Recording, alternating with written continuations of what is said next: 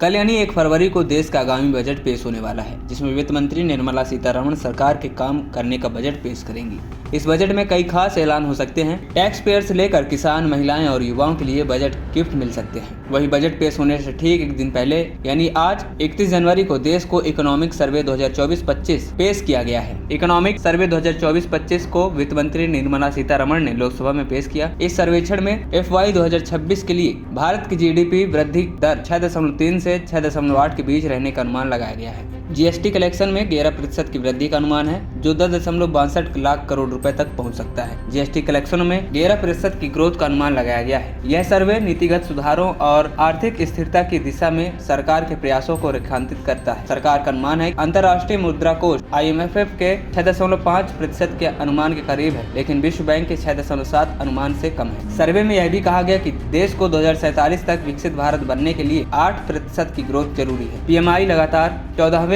महीने दिसंबर 2024 तक विस्तार क्षेत्र में रहा। सर्विस सेक्टर में मजबूती जारी रही, जबकि मैन्युफैक्चरिंग PMI में कमी के संकेत मिल रहे हैं। सरकारी आंकड़े के अनुसार वित्त वर्ष 2025 के लिए वास्तविक GVA ग्रोथ 6.4% रहने का अनुमान है। अर्थव्यवस्था के नजरिए से ग्रामीण मांग में तेजी से कारण स्थिर कीमतों की निजी अंतिम उपभोक्ता व्यय 7.3% की वृद्धि होने का अनुमान है। GDP के हिस्से में PFSCI वित्त वर्ष 2024 60.3% से बढ़कर वित्त वर्ष 2025 में 61.8% होने का अनुमान है। वहीं सर्विस सेक्टर में वित्त वर्ष 2025 की छमाही में 7.1% की बढ़ोतरी हुई है। जुलाई-नवंबर 2024 के केंद्र सरकार का पूंजीगत व्यय 8.2% बढ़ा है। भारत का विदेशी मुद्रा भंडार जनवरी 2024 के अंत में 616.7 बिलियन अमेरिकी डॉलर से बढ़कर सितंबर 2024 में 704.9 बिलियन डॉलर हो गया है, जो 3 जनवरी 2025 को घटकर 634.6 बिलियन डॉलर का हो गया है। भारत का विदेशी मुद्रा भंडार 90% बाहरी लोन के कवर को करने के लिए 10 महीने से अधिक का आयात कवर प्रदान करेगा। RBI की रिपोर्ट दिसंबर 2024 के लिए बैंकिंग प्रणाली में सफल NPA सकल ऋण और अग्रिमों में 2.6% के 12 साल के निचले स्तर पर आ गया है।